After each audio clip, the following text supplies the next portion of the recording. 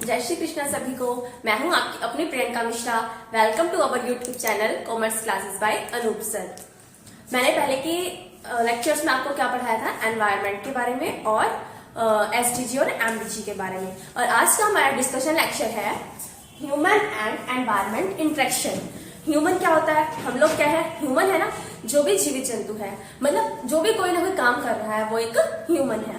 Human और environment क्या है, जो भी चीजें हमारे सराउंडिंग में है, हमारे आसपास है, वो सभी एनवायरनमेंट में काउंट होती हैं। तो ह्यूमन और एनवायरनमेंट के बारे में हमने जान लिया। और इंटरेक्शन क्या होता है, इंटरेक्शन यानी कि उन दोनों के बीच में कुछ ना कुछ टकराव होना, कुछ ना कुछ ऐसे काम होना जिसकी वजह से ह्यूमन को और एनवायरनमेंट को दोनों को एक दूसरे से इंटरेक्ट होना पड़ता है। इंटरेक्ट मतलब ऐसे होता है आमना सामना। तो हम मतलब जब भी हम इस दुनिया में रहते हैं ना, तो किसी न किसी चीज से इंटरेक्शन हमारा होता ही है। तो आज हम इसी के बारे में पढ़ेंगे, ह्यूमन एंड एनवायरनमेंट इंटरेक्शन के बारे में।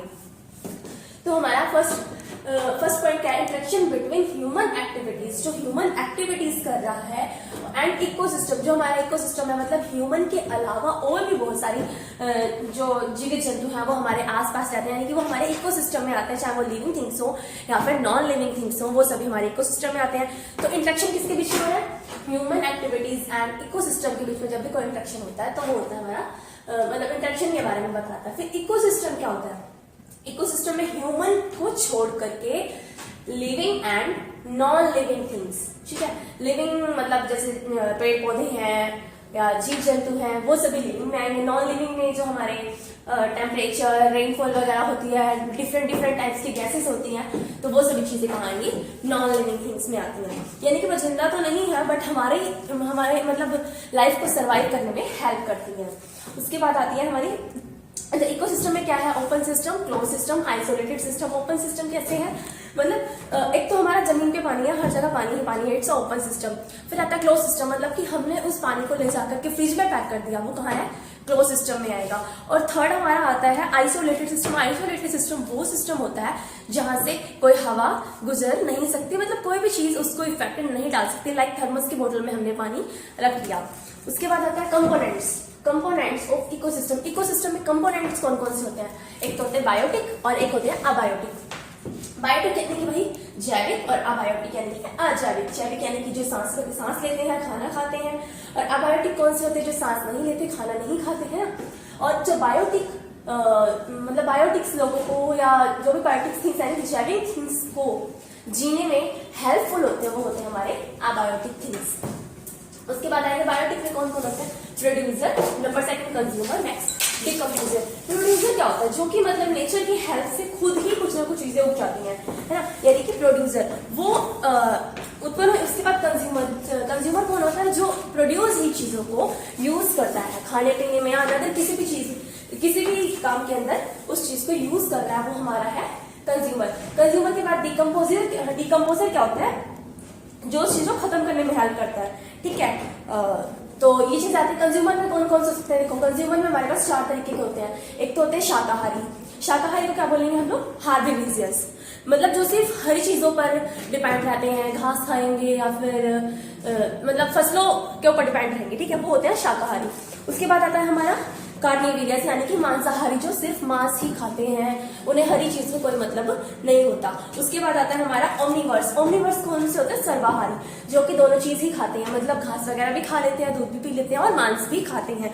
और उसके बाद आते हैं हमारे डिटर्वर्स कौन से होते हैं, जो सिर्फ मरी हुई चीजों को खाते हैं, लाइक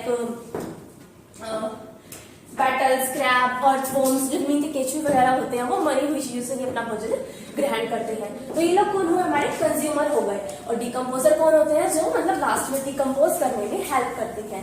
फिर आते हैं अबायोटिक। अबायोटिक में भी 2 टाइप्स के हैं, physical factor and chemical factor. Physical factor मतलब कि जो हमें दिखाई देते हैं, लाइक हमारा जो हमें महसूस हो रहे होते हैं, वो होते हैं हमारे फिजिकल फैक्टर, जिसमें हमारा टेम्परेचर आ जाएगा कि कभी सर्दी होती है, कभी गर्मी होती है, हमें फील हो जाती है, वो तो हमारा क्या होगा, टेम्परेचर। नेक्स्ट रेनफॉल हुई, हमें दिखाई दिया, हमने उसको महसूस किया, हम कई बार बारिश में नहाते भी हैं। और ह्यूमिडिटी यानी कि जो कई बार हमें सांस आना बंद हो जाता है या फिर काफी घबराहट सी होती है, तो ये चीजें आती है फिजिकल फैक्टर्स के अंदर। और केमिकल फैक्टर्स मतलब जो काफी सारे केमिकल्स के रिएक्शन की वजह से होते हैं, या डिफरेंट टाइप की गैसेस होती है, तो वो हमारे होते हैं अबायोटिक में केमिकल फैक्टर्स। हालांकि ये भी हमारी लाइफ को सर्वाइव करने में हेल्पफुल होते हैं, जैसे कि carbon dioxide gas, nitrogen gas, hydrogen gas, helium gas या अदर जो भी गैसेस हैं वो, तो वो हमारे अबायोटिक कंपोनेंट्स में आती हैं। फिर होगी फूड चेन। अभी हमने क्या पढ़ा है, ह्यूमन के बारे में पढ़ा, एनवायरमेंट के बारे में पढ़ा और इकोसिस्टम में कौन कौन से कंपोनेंट्स होते हैं उनके बारे में पढ़ा है, जो कि बायोटिक और अबायोटिक दो होते हैं। अबायोटिक कंपोनेंट्स बायोटिक कंपोनेंट्स को जीने में हेल्पफुल होते हैं। उसके अलावा अब हम जब पढ़ेंगे तो है हमारा फूड चेन। फूड चेन क्या है? फूड चेन यानी कि एक तरीके से हम किसको खा रहे हैं और जिस चीज को हमने खाया है उसे कौन खा रहा है, यानी कि sequence of eating in ecosystem. Ecosystem के अंदर सब एक दूसरे पर निर्भर है, कोई भी खुद से भोजन नहीं बनाता है। तो हम क्या लेंगे, जैसे कि एग्जांपल दे रखा है यहाँ पे, ग्रास। ग्रास कौन खाता है? ग्रास होपर खाता है। ग्रास होपर को कौन खाता है? फ्रॉग खाता है। फ्रॉग को कौन खाता है? स्नेक खाता है। और स्नेक को ईगल। ग्रास यानी कि घास, ग्रास होपर टीडा, फ्रॉग मतलब मेंढक, स्नेक मतलब सांप और ईगल मतलब बाज। अब क्या हुआ, घास को किसने खाया? टीडे ने खाया। टीडे को किसने खाया? मेंढक ने खाया। और मेंढक को किसने खा लिया? स्नेक ने। और स्नेक किसका भोजन बना? ईगल का।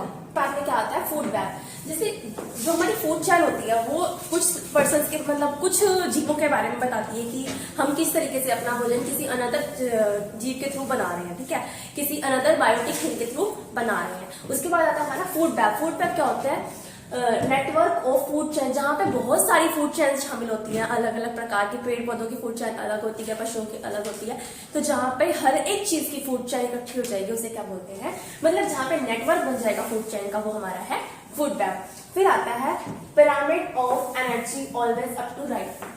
Pyramid of energy always up to right कैसे? मतलब पिरामिड जो एनर्जी का वो नीचे से ऊपर की ओर चलता है। पहले कोई ना कोई चीज ऐसी होती है जो कि नेचुरली अपने आप उठ जाती है, उसके बाद उस चीज का हम लोग यूज करते हैं अपने खाने पीने के लिए, अपनी चीजों के लिए, ठीक है।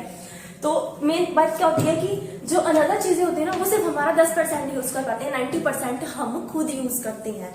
तो देखिए pyramid of energy always up to right. पहले कौन आया? प्रोड्यूसर। जमीन से चीजें उत्पन्न हुई वो हमारा प्रोड्यूसर हुआ। उस प्रोड्यूसर को किसी ने यूज किया? तो जो जिसने फर्स्ट टाइम यूज किया वो हमारा है प्राइमरी कंज्यूमर। प्राइमरी कंज्यूमर कौन होते हैं? हार्बोरिजियस, मतलब जो सिर्फ घास वगैरह पे जीवित होते हैं, दूध पे जीवित होते हैं, वो होते हैं शाकाहारी, यानी कि जो लोग मांस नहीं खाते वो हमारे होते हैं प्राइमरी। नेक्स्ट आता है सेकेंडरी कंज्यूमर। सेकेंडरी कंज्यूमर कौन से होते हैं? यानी कि जब प्राइमरी ने किसी भी चीज को कंज्यूम कर लिया उसके बाद किसी अनदर पर्सन ने उस चीज का यूज किया अपने खाने पीने के लिए, तो हमारे होगा सेकेंडरी कंज्यूमर, ठीक है। वो होते हैं कार्निवर्स, यानी कि मांसाहारी, जो सिर्फ मांस पर डिपेंड करते हैं। इन्होंने जिस चीज को खाया फिर इन्होंने क्या किया, मतलब इन लोगों को खा लिया, ठीक है। तो ये होते हैं कार्निवर्स यानी कि मांसाहारी। जब इन लोगों ने इसका यूज कर दिया, कंज्यूम कर लिया, उसके बाद में नेक्स्ट लेवल जो बचेगा वो होता है टेरेस्ट्रियल कंज्यूमर, यानी कि ऑमनिवर्स। ऑमनिवर्स कौन होते हैं? जो मृत जीवों को खाते हैं, मतलब जो चीजें मर चुकी हैं ना वो मरी हुई चीजों से अपना पेट पालते हैं या फिर अपना भोजन बनाते हैं। तो ये चीजें आती है हमारे पिरामिड ऑफ एनर्जी के अंदर या फिर फूड वेब के अंदर। अब इकोलॉजी क्या होता है? इकोलॉजी इकोलॉजी क्या है? इकोसिस्टम की स्टडी को बोलते हैं इकोलॉजी, यानी कि इकोसिस्टम यानी हम अपने एनवायरमेंट के बारे में पढ़ रहे हैं, फूड वेब के बारे में पढ़ रहे हैं, एनिमल्स के बारे में पढ़ रहे हैं, ह्यूमन के बारे में पढ़ रहे हैं, या फिर हमारे चारों ओर की किसी भी चीज के बारे में पढ़ते हैं। जो इकोसिस्टम के बारे में हम पढ़ेंगे वो हमारी है इकोलॉजी। अच्छा, उसके बाद आता है हॉटस्पॉट। हॉटस्पॉट क्या होता है? मतलब जो प्रजातियां हैं जीव जंतु हमारे यहाँ, पहले पक्षियों की अलग अलग प्रजातियां थी, पशुओं की अलग अलग प्रजातियां थी, गायों की अलग अलग प्रजातियां थी, मतलब बहुत सारी स्पीसीज, ठीक है। वो अलग मतलब यहाँ पर जंगलों में रहते थे। आज के टाइम में कितने डिफरेंट जो शेर है वो धीरे धीरे लुप्त होते जा रहे हैं, टाइगर लुप्त होते जा रहे हैं, है ना। और भी पक्षियों की बहुत सारी प्रजातियां जो कि बाहर चली गई, हमें देखने को नहीं मिलती। आज के टाइम में शहरों में अगर देखा जाए तो बहुत ही कम पक्षी दिखाई देते हैं, है ना। तो मतलब ऐसी जगह जहाँ पर हर चीज की अलग अलग प्रजातियां हों, प्रजातियां यानी कि डिफरेंट टाइप की स्पीसीज प्रचुर मात्रा में हो, अलग अलग पशु पक्षी हमें देखने को मिल जाए, तो वो कहाँ मिलेंगे? जंगलों में मिलते हैं, जहां पर मनुष्य नहीं रहते, जहां पर मशीनरी वर्किंग नहीं होती, तो ऐसे एरियाज में रहते हैं। तो उनको बोलते हैं हॉटस्पॉट एरिया, यानी कि जहां पर भी हमारे यहाँ की मतलब पेड़ पौधों की, पशुओं की प्रजातियां पाई जाएं, यानी कि मोर स्पीसीज एरिया, जहां पर अधिक से अधिक स्पीसीज मिले, जहां पर हम औषधीय पेड़ जहां पे मिल सकते हैं, उन जगहों को बोलते हैं hotspot area. Hotspot area India, total hotspot area जो वर्ल्ड में है, पूरे वर्ल्ड में हमारे कितने हॉटस्पॉट एरिया है? 36। और हमारे इंडिया में कितने हॉटस्पॉट एरिया है? 4 हॉटस्पॉट एरिया हमारे इंडिया में है। कौन कौन से हैं? फर्स्ट है वेस्टर्न घाट। वेस्टर्न घाट जो है हमारा जम्मू कश्मीर की साइड में पड़ता है, फिर राजस्थान वाले एरिया में पड़ता है वेस्टर्न घाट। सेकेंड नंबर आता है हिमालय। थर्ड नंबर मतलब जहां पर प्रचुर मात्रा में हमारे यहाँ स्पीसीज पाई जाती हैं। फिर आता है द इंडो बर्मन रीजन, ठीक है। उसके बाद आता है सुडलैंड Nicobar group of islands.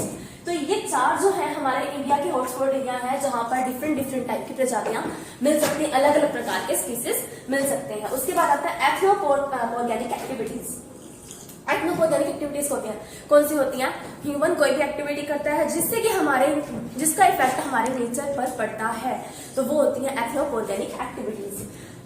Result from human activities, इनसे क्या होता है, मतलब जो रिजल्ट ह्यूमन की एक्टिविटीज की वजह से आता है, ठीक है, which is effect over environment, जिसकी वजह से हमारे एनवायरमेंट पे कुछ ना कुछ इफेक्ट पड़ता है, तो वो होती है एथनोपॉर्गेनिक एक्टिविटीज। उनमें से कुछ कौन कौन सी है?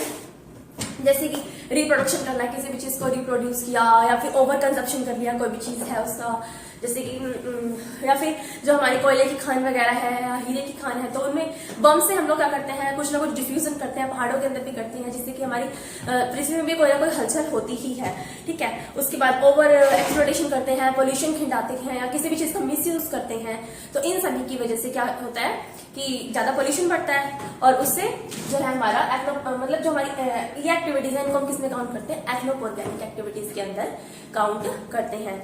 मेरे ख्याल से आपको अच्छे से समझ में आ गया होगा, and thanks for watching, and please like share and subscribe my lecture.